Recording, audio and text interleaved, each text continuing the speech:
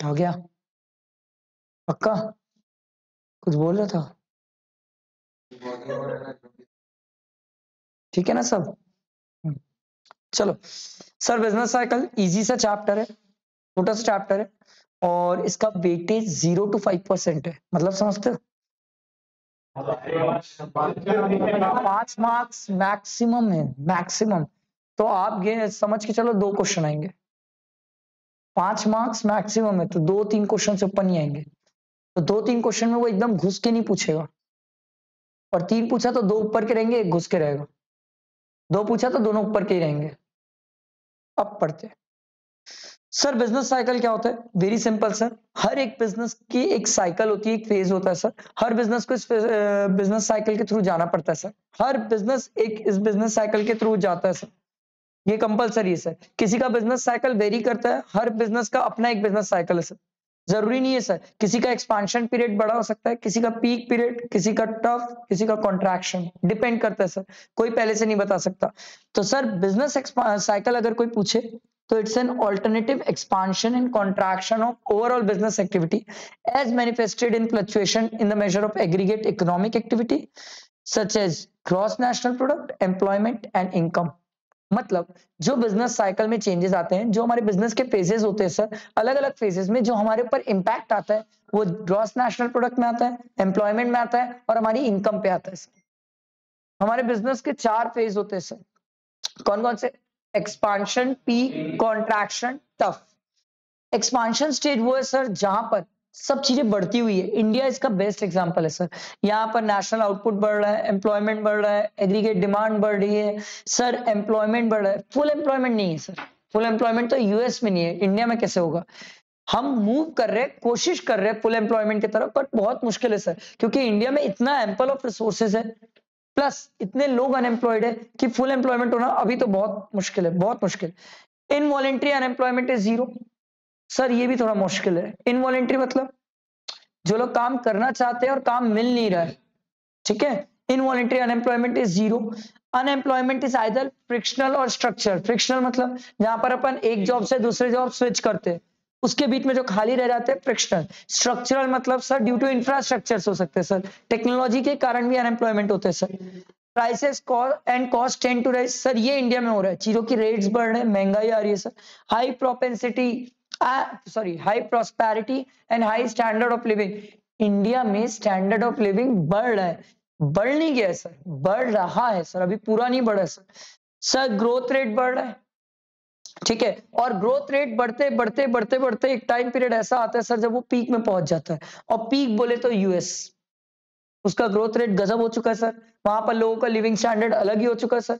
वो full employment की तरफ चले गया था, बट वापस अनएम्प्लॉयमेंट आ गया कोविड वगैरह के कारण। बट वहां पर भी थोड़ा बहुत तो अनएम्प्लॉयमेंट है ही सर, ठीक। वहां प्राइसेस बहुत ज्यादा है, चीजों की कॉस्ट बहुत ज्यादा है सर, ठीक। अब बात आती है जब पीक की, तो ये हाईएस्ट पॉइंट है सर बिजनेस साइकिल का। अब होता ये, यहाँ पर आपको लगता है मार्केट में और डिमांड होगी, और डिमांड होगी, आप और गुड्स बनाते हो, बट सर डिमांड अब उतनी बढ़ती नहीं है सर। जैसे यूएस के साथ देख लो, बेचारा आईफोन बेच ही नहीं पा रहा था वहां पर, तब तो दूसरी कंट्रीज में मूव किया सर। शॉर्टेज ऑफ डिमांड होती है sir, inputs difficult to find होते हैं, इनपुट की प्राइसेस बढ़ जाती है सर, ठीक। फिर आउटपुट की प्राइसेस बढ़ती है, क्योंकि इनपुट महंगा होगा तो आउटपुट भी महंगा होगा sir. Rising cost of living, US की कॉस्ट ऑफ लिविंग बहुत ज्यादा है सर, सस्ता नहीं है सर। फिर क्या होता है, कंज्यूमर सोचने लग जाता है सर कि मैं खर्चा करूं कि नहीं करूं। क्यों? हर चीजों की कॉस्ट बहुत ज्यादा हो गए सर, प्राइसेस बहुत ज्यादा हो गए, लिविंग स्टैंडर्ड बहुत ज्यादा मेंटेन करना पड़ता है सर। तो उसके कारण सर एक कंज्यूमर अपने खर्चों को रिव्यू करना स्टार्ट कर देता है कि मुझे ये एक्सपेंडिचर करना चाहिए कि नहीं करना चाहिए। उसके कारण क्या होता है सर, हमारी जो डिमांड है वो स्टैग्नेंट हो जाती है, बढ़ती नहीं है सर, वही रुक जाती है। और बढ़ती भी तो इतनी कम बढ़ती है कि वो मेजर नहीं करी जा सकती, इतनी कम होती है सर। फिर हमारा इकोनॉमिक ग्रोथ स्टेबलाइज हो जाता है, अब बढ़ती नहीं है हमारी इकोनॉमी। बस अब ये होता है कि हम जैसे तैसे अपने आप को यहाँ पर सर्वाइव करने की कोशिश करते हैं, ठीक। और नहीं, अगर हम सर्वाइव नहीं कर पाए तो कुछ टाइम बाद हम क्या होता है, रिवर्स डायरेक्शन में जाना चालू हो जाते हैं सर, नीचे जाना चालू हो जाते हैं, कॉन्ट्रैक्शन फेज में आ जाते हैं सर।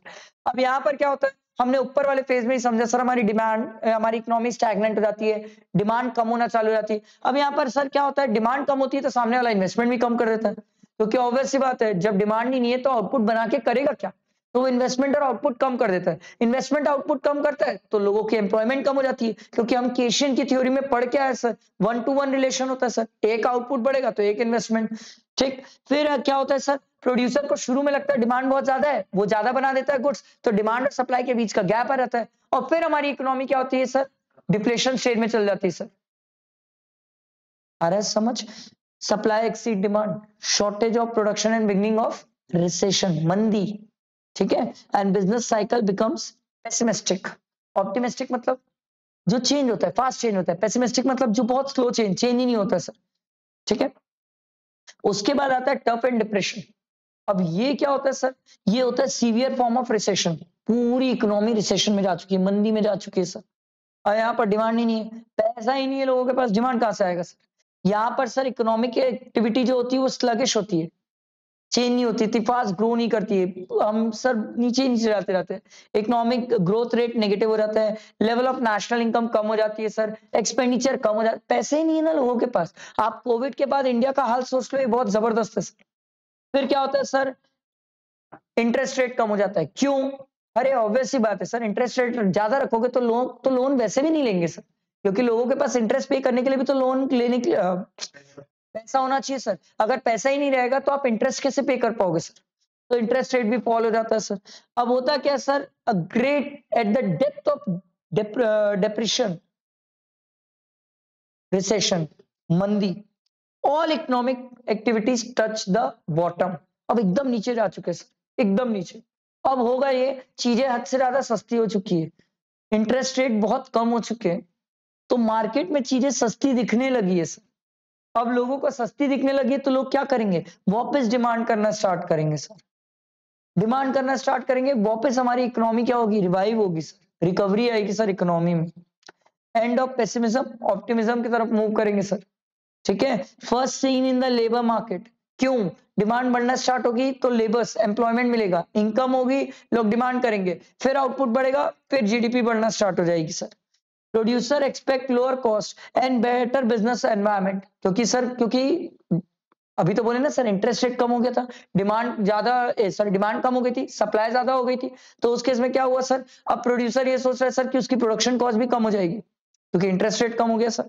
ठीक, all thing goes favourable and depression turns into expansion, हमारी इकोनॉमी रिकवरी स्टेज में चल जाती है।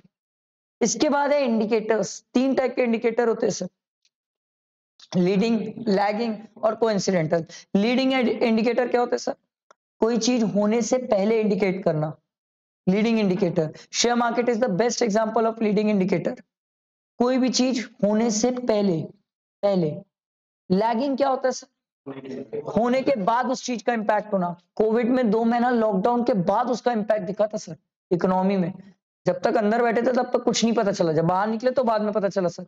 कोइंसिडेंट इंडिकेटर्स शायद साथ साइमल्टेनियस होते हैं सर, उधर रशिया यूक्रेन लड़े, भग से इधर गेहूं महंगा हो गया। कोइंसिडेंटल इंडिकेटर्स तुरंत इंपैक्ट दिखते हैं सर। फिर एग्जांपल ऑफ बिजनेस साइकिल, ये 3 याद रखेंगे सर, कौन से ईयर में आया है, कई बार ईयर्स के बेसिस में एमसीक्यू आ जाते हैं सर। ग्रेट डिप्रेशन 1930 में आया था सर, आईटी बबल बर्स्ट 2000 में हुआ था सर, इकोनॉमिक ग्लोबल क्राइसिस 2008-9 में हुआ था, ये थोड़ा ध्यान रखना। फिर देखो फीचर्स ऑफ बिजनेस साइकिल, अब क्या क्या फीचर्स है सर, सबसे पहला अकर्स पीरियोडिकली। पर सर आप ऐसा नहीं बोल सकते कि एक्सपांशन पीरियड जितना बड़ा था उतना पीक भी होगा, नहीं सर। इंडिया का एक्सपांशन स्टेट बहुत बड़ा है सर, बहुत बड़ा है, क्योंकि इंडिया में ग्रोथ और डेवलपमेंट के बहुत स्कोप है। बट सर जरूरी नहीं मैं ये बोल सकूं कि पीक पीरियड भी उतना ही बड़ा होगा, ये डिपेंड करेगा sir economy to economy, business to business. Business cycle has 4 phases, ये तो हम समझे sir. Business business cycle originate in free market economy. Sir क्यों फ्री मार्केट इकोनॉमी में ओरिजिनेट होता है सर? सर क्योंकि होता क्या है, डिमांड सप्लाई से रेगुलेट होता है। अब जहां पर गवर्नमेंट सब चीजें सेट करेगी सर, वहां पर रिसेशन गवर्नमेंट आने ही नहीं देगी सर, क्योंकि गवर्नमेंट को लगेगा अगर किसी चीज की सप्लाई ज्यादा हो गई है तो गवर्नमेंट क्या करेगी, उसका प्रोडक्शन बैन कर देगी सर। समझ आ रहा है सर? तो गवर्नमेंट अगर रेगुलेट करना चालू कर दे, फ्री मार्केट इकोनॉमी ना चले, तो उस केस में बिजनेस साइकिल जो है ना वो समझना बहुत मुश्किल हो जाएगा सर। ठीक,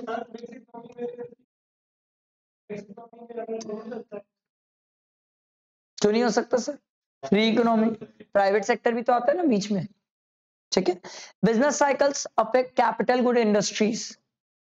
ठीक, पहले कैपिटल गुड्स, फिर ड्यूरेबल कंज्यूमर गुड्स, फिर धीरे धीरे हर एक सेक्टर में इफेक्ट आएगा, हर एक सेक्टर में। एग्रीकल्चर सेक्टर कोविड में एकदम एक्सपांशन बूम पे चल रहा था, जैसे ही कोविड हुआ एग्रीकल्चर सेक्टर नॉर्मल हो गया। समझ आया सर? इंडस्ट्रियल सेक्टर उस टाइम सर डिप्रेशन में चल रहा था, रिसेशन में चल, बंद था ना, रिसेशन मंदी में था। जैसे इंडस्ट्री खुली थोड़ा सा टाइम लगा, अब हमारा इंडस्ट्रियल सेक्टर रिकवर हो गया इंडिया में। Business cycles are extremely complex phenomena. Sir business cycle समझना बहुत मुश्किल है, क्योंकि सर ये business to business, country to country इतना बदलता है, सेक्टर टू सेक्टर। और सर आप कई बार सोचोगे कि हमारे बिजनेस के लिए फेवरेबल हो रहा है, ये चीजें सही जा रही है, अचानक से गवर्नमेंट कुछ चेंज करती है, आपके बिजनेस साइकिल की बैंड बच जाएगी। मान लो मैं लाइट्स का काम करता हूँ और जो लाइट का काम करता हूँ वो चाइना की लाइट से, अब अचानक से गवर्नमेंट ने बैन कर दिया कि नहीं आज से चाइना की लाइट गवर्नमेंट इंडिया में इंपोर्ट ही नहीं होगी, गया मेरा बिजनेस साइकिल। मैं ग्रो भी कर रहा हूँ ना तो भग से नीचे आ जाऊंगा, कैसे करूंगा सर? ठीक है, अगला, repercussion of business cycle get simultaneously felt on all economic variables. मैंने बताया सर शुरू में कुछ सेक्टर में फर्क पड़ता है, धीरे धीरे सब सेक्टर में फर्क पड़ता है। कोविड का असर हर जगह आया, पहले कुछ जगह आया, बाद में हर जगह आया सर। अगला देखो, business cycles are contagious. Contagious word का मतलब होता है continuous, and are international in character. International इसलिए होता है सर क्योंकि ऐसा नहीं है सर आपका जो बिजनेस साइकिल है वो सिर्फ आप पे डिपेंड करता है, अगर बाहर मार्केट में भी कुछ होगा ना तो सर आपके बिजनेस को भी फर्क पड़ेगा। ठीक है, business cycle have serious effect on the societies. बहुत फर्क पड़ता है बिजनेस साइकिल से सर सोसाइटीज में। कैसे सर? अगर बिजनेस साइकिल एक्सपांशन स्टेज में तो उस केस में क्या होगा, आप लोगों को एम्प्लॉयमेंट प्रोवाइड करोगे सर। अगर यही रिसेशन में तो एम्प्लॉयमेंट कैसे दोगे? जो लोग हैं उनको भी निकाल दोगे। आज ही न्यूज में मैं पढ़ा, आईटी कंपनीज कितने 10,000 लोगों को, सॉरी 10,000 या कितने लोग थे, उन लोगों को फिर से निकाल दी नौकरी से, क्योंकि सर कोविड के टाइम आईटी सेक्टर बूम पे था, तो लोगों को एम्प्लॉयमेंट मिलते ही जा रही थी आईटी में। अब बैंड बज गई सर, अब हमारे पास टाइम नहीं है ना रील्स देखने का, अब हम पढ़ रहे हैं और अपना काम कर रहे हैं। उस टाइम हर आदमी रील्स और दुनियादारी कर रहा था। समझ आई बात? Causes of business cycle. Sir business cycle के कॉजेज क्या है? Internal, external. इंटरनल में देखो सर, सबसे पहला दिया हुआ है fluctuation in effective demand. Sir India में गुड्स की कितनी डिमांड है उससे ही बिजनेस साइकिल में फर्क पड़ता है।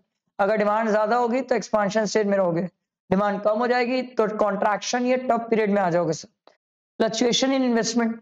सर अगर आपका बिजनेस ऐसा है जिसमें दिन पे दिन इन्वेस्टमेंट बढ़ते जाएगा, जैसे इंडिया में अभी ईवी का सेक्टर, इसमें तो ऐसा है कि जितना चाहो इन्वेस्टमेंट बढ़ाते ही जाओ सर, तो ये अभी एक्सपांशन स्टेज में आ रहा है समझ। बट सर मान लो कोई चीज ऐसा बिजनेस है जिसमें इन्वेस्टमेंट बढ़ाने की अब जरूरत नहीं है सर, जैसे दिन पे दिन चाइना के प्रोडक्ट्स हम बैन करते जा रहे हैं या कम होते जा रहे हैं, तो वहां इन्वेस्टमेंट करने का सेंस नहीं बनेगा sir. Variation in government spending, इससे भी बिजनेस साइकिल में फर्क पड़ता है कि सर गवर्नमेंट कितना खर्चा करती है। गवर्नमेंट अगर कोई बिजनेस को प्रमोट कर रही है तो सर उसका बिजनेस साइकिल अलग होगा। जैसे मान लो अभी गवर्नमेंट प्रमोट कर रही है मेक इन इंडिया को, तो अगर आप मेक इन इंडिया या एआई टूल्स बनाओ तो सर गवर्नमेंट उसमें खर्चा कर रही है, लोगों को सब्सिडी दे रही है, ग्रांट्स दे रही है, ये सब चीजें दे रही है सर, ताकि लोग ये सब करे। तो अभी ये सब चीजों का एक्सपांशन स्टेज है, और गवर्नमेंट कल के दिन ये सब बंद कर देगी तो यही सब कॉन्ट्रैक्शन में आ जाएंगे सर। अगला दिया हुआ है macro economic policy. Modi ji क्या पॉलिसी बनाते हैं, इससे भी बहुत फर्क पड़ता है हमारे बिजनेस साइकिल को। किस पे जीएसटी लगा रहे हैं, किस पे नहीं लगा रहे हैं, किस पे सब्सिडी मिल रही है, किस पे नहीं मिल रही है, किस में टैक्सेस बढ़ा रहे हैं, ये सब चीजें। अगला है मनी सप्लाई। आरबीआई क्या करती है सर? अगर आरबीआई मनी सप्लाई मार्केट में रोक देगी तो बिजनेस साइकिल में बहुत फर्क पड़ेगा, क्योंकि लोग डिमांड नहीं कर पाएंगे। डिमांड नहीं कर पाएंगे तो ऑटोमेटिक क्या होगा सर? क्या करोगे बना के? फिर बना के ही क्या करोगे सर? तो मनी सप्लाई से भी हमारे बिजनेस साइकिल को फर्क पड़ता है। साइकोलॉजिकल फैक्टर, सर हमारी सोच क्या है, उससे भी बहुत बिजनेस साइकिल को फर्क पड़ता है। अगर हमें लग रहा है सर कि दिवाली में इस बार बिजनेस बहुत जबरदस्त रहेगा, तो सर हम ज्यादा स्टॉक रखेंगे, ज्यादा एम्प्लॉयमेंट, ज्यादा इन्वेस्टमेंट, ज्यादा इनकम, सब चीजें। साइकोलॉजिकल फैक्टर से बिजनेस को बहुत फर्क पड़ता है, बहुत फर्क। आपकी साइकोलॉजी क्या बोलती है, समझ क्या बोलती है सर। एक्सटर्नल कॉजेज में सबसे पहला क्या दिया हुआ है? वॉर। इससे तो बहुत फर्क पड़ता है, वो रशिया और यूक्रेन लड़ने, बैंड बज गई है हमारे बिजनेस साइकिल की। पोस्ट वॉर रिकंस्ट्रक्शन, खत्म यूक्रेन तो खत्म सर, वो अब अपने आप को कंस्ट्रक्ट करके दिखा सर, रिकंस्ट्रक्ट। वो बेचारा वापस शुरू से चालू करेगा, जीरो से चालू करेगा सर। वो तो गया, टफ डिप्रेशन सब में गया, रिसेशन पूरा ही मंदी में चले गया। ठीक है, अब उसके बाद उसको वापस धीरे से स्टार्ट करना पड़ेगा, फिर से एक्सपांशन स्टेज में आएगा सर। टेक्नोलॉजिकल शॉक, इससे बहुत फर्क पड़ता है हमारे बिजनेस साइकिल को। जितनी एडवांस टेक्नोलॉजी आती रहेगी ना सर, उतना ज्यादा बिजनेस को इफेक्ट पड़ेगा, क्योंकि सर अगर आप आउटडेटेड तरीके से बिजनेस करोगे तो मार्केट से बाहर हो जाओगे सर। अगला है नेचुरल फैक्टर, इससे भी बिजनेस को बहुत फर्क पड़ता है, बहुत फर्क। मान लो मैं एप्पल का काम, एपी फीस का काम करता हूँ और पूरे इंडिया में सर बाढ़ आई और उसके कारण एप्पल गए, तो गया मेरा बिजनेस, कहां से आएगा एप्पल। अगला दिया हुआ है पॉपुलेशन ग्रोथ, इससे बहुत फर्क पड़ता है बिजनेस को। सर पॉपुलेशन अगर बहुत स्पीड से बढ़ रही है तो उससे डिमांड भी बहुत स्पीड से बढ़ती है, उससे भी क्या बोलते हैं मार्केट में बिजनेस को बहुत फर्क पड़ता है। अगर कहीं की पॉपुलेशन कम है तो वहां पर बिजनेस होगा कितना, इसीलिए तो बड़ी कंपनी वहां जाती है जहां पर पॉपुलेशन होती है सर। अरे मैकडी रायपुर क्यों नहीं आता, मैकडी बोलता है आबादी कितनी है 35 लाख, 35 लाख में कितने लोग मैकडी का बर्गर रोज खा लेंगे, 3000, 3000 से हमारा स्टोर नहीं चलता, 3000 से हमारा स्टोर चलेगा ही नहीं, हमारे स्टोर की कॉस्ट उससे ज्यादा होती है। पॉपुलेशन ग्रोथ, इससे भी बहुत फर्क पड़ता है बिजनेस साइकिल को। समझ आया, ये बिजनेस साइकिल बड़ा छोटा सा चैप्टर था।